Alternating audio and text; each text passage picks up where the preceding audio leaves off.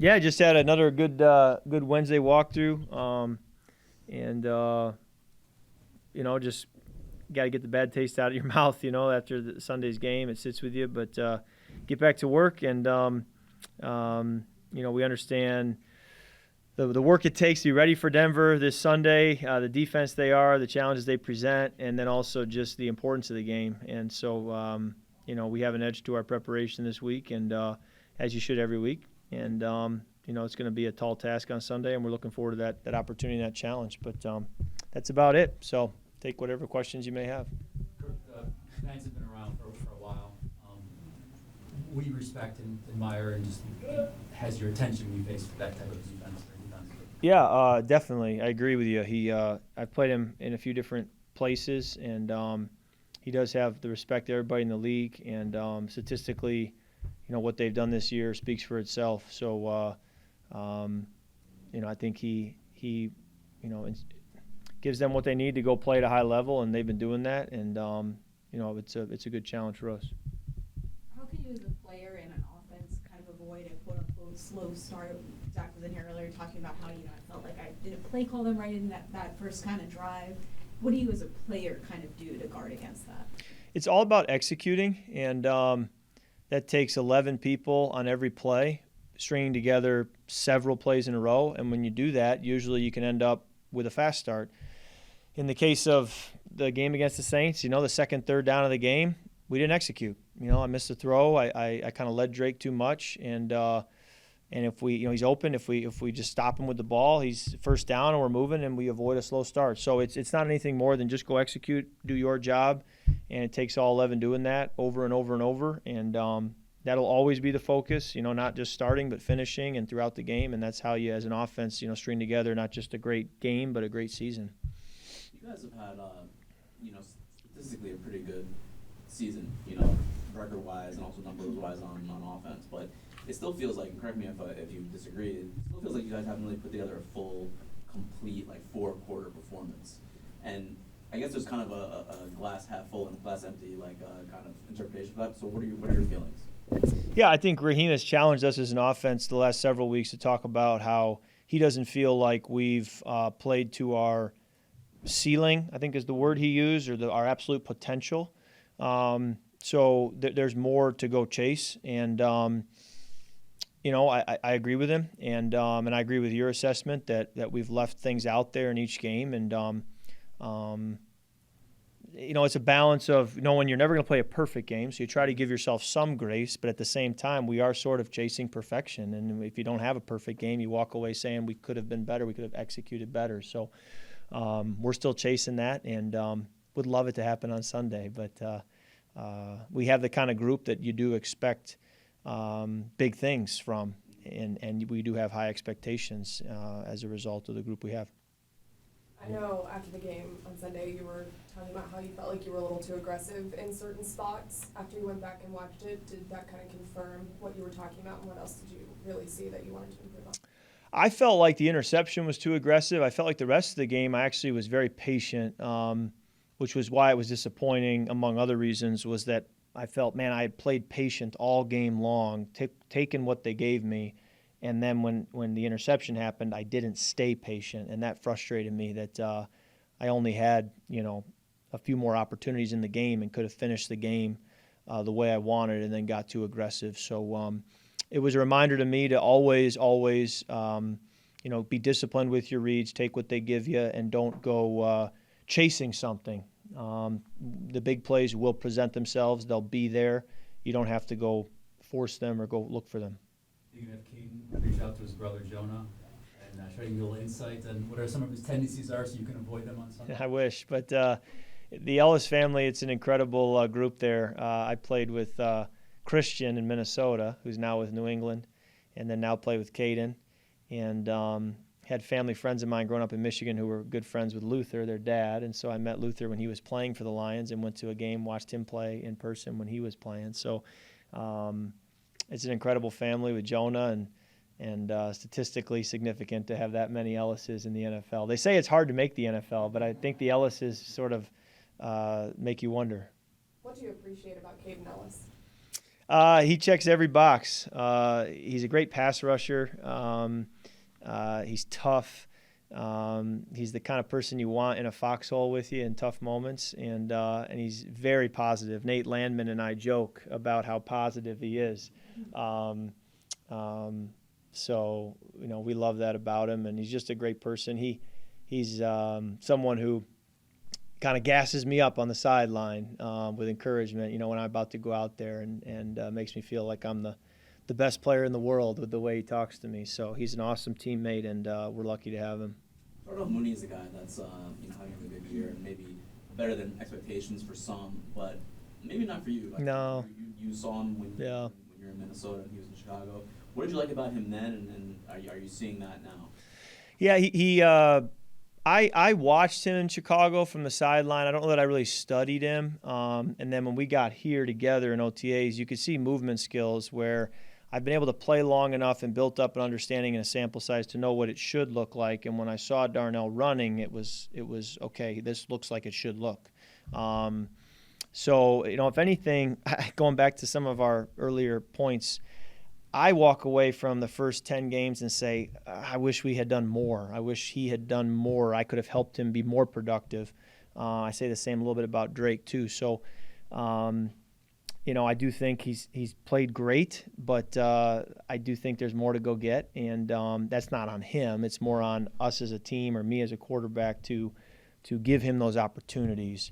But love what he's done for us. He made some huge plays against the Cowboys and against the Saints in tight coverage, separating or going and getting the football, and we're going to need him to do that. I told him that in a voice memo yesterday. We're going to need him to do that, down the stretch here over and over again, and he's ready to answer that challenge. You mentioned some of the things that he has said, it's X date, we only get one of these. Any other good Mooneyisms that you've heard this season? That's a good question. I wouldn't say it's a Mooneyism, but there's a couple I'll give you. We will make like a pressure call if we sense pressure, right?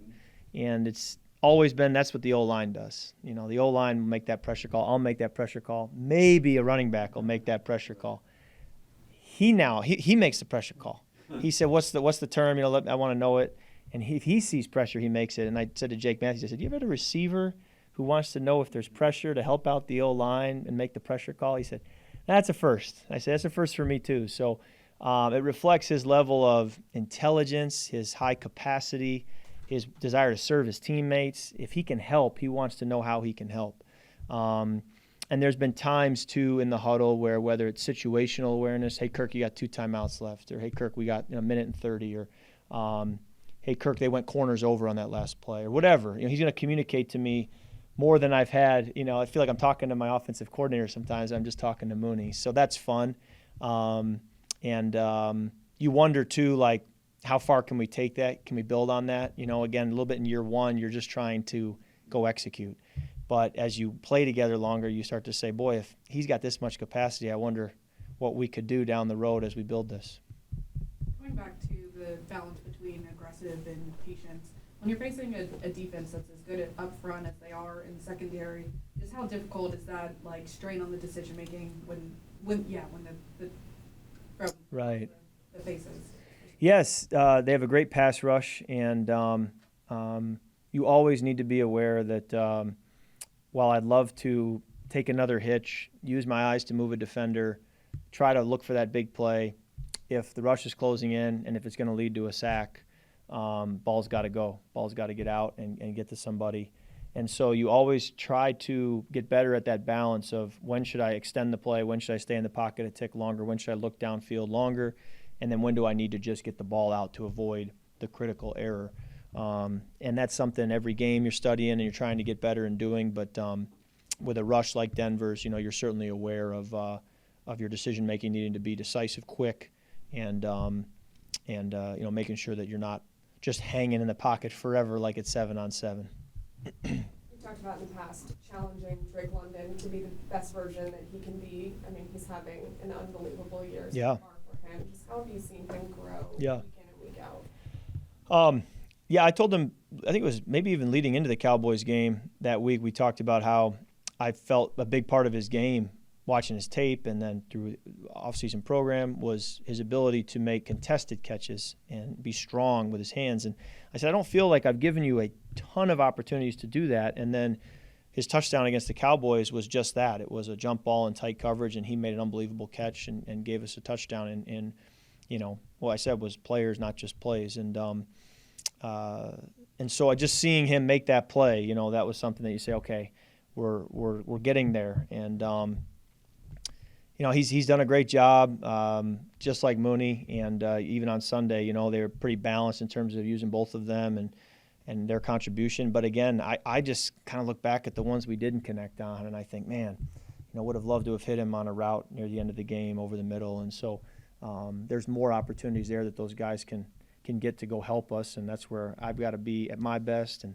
we've got to be at our best as an offense so that they truly can have the biggest impact they're capable of having. Have you made any adjustments in footwear since the Achilles, with your cleats? I've played around with some different things going back to the spring, orthotics and whatnot, but no, I've basically just settled on the same cleats I've always worn and the same insoles I've always worn, and pretty much ended up kind of just staying with that's just what felt best. Kirk, you said immediately after the Saints game that you wanted to get a chance to review game tape on the flight back, and now that you've had a chance to do that, do you feel like those 3 sacks that you took were more coverage-based sacks? Was it a breakdown in your pass blocking? Was it a combination of the both? Yeah, I'm trying to. They all run together. So the last sack is the one I remember the most. The fumble, that one, 7-step drop. Would have loved to have just talking a little bit about hanging on something or getting to the check down. In hindsight, would have loved to just kick it out to Kyle in the flat, but I was kind of trying to develop on something deeper and just didn't feel Chase Young, around that left side, and so that was just a tough one when you're taking a deeper drop and having to hold on to it a tick longer. The other 2, to be honest, right now escape me, but I'm sure there are always opportunities for me to avoid them or try to get the ball out more quickly if I can, and that's something I'll always try to do. A place that's more difficult than others to play in, whether it's a stadium, Yeah. or fan base, or Yeah, I think Denver ranks up there. I think it's a loud environment. I think the altitude. I think it's a fan base that understands, how to bring energy throughout the game and make it difficult for an opponent. So, for all those reasons, it's a tough place to play. And the Superdome is much the same way. And more and more NFL stadiums now are just such a charged environment that it is difficult from a communication standpoint to play on the road. was that number 1 for you, Denver, or do you have another one? At the top, they're kind of all bunched together, but I think Denver goes into that top category of the teams the stadiums that would present the biggest, adverse situation. Kirk, last question. Understanding that this is very much a copycat league, and teams are always, reviewing film to see what things other teams did successfully against you. Are there some particular things, having looked at the film now, that you think it's a good chance that other teams may attempt to, exploit? You pretty much ask that question every single week. What will they do? Will they change what they've been doing? I think you get a little bit of both. I think you get teams that want to, as you said, maybe copycat or say, hey, this was effective, let's try this. I think you also get teams within a game, a team says, hey, we're going to do what we do, and we own that, and we're going to not try to change who we are. So a little bit of both, but I think we moved the football well on Sunday. So from terms of just shutting us down, you'd say, well, 400 and whatever yards of offense. I don't know that we were shut down. I think it was more we didn't finish drives, and this game's about points. It's not about yards, and so you gotta score touchdowns and score points. That's how you give yourself a chance. Okay. Yep. You lost your audience a little bit.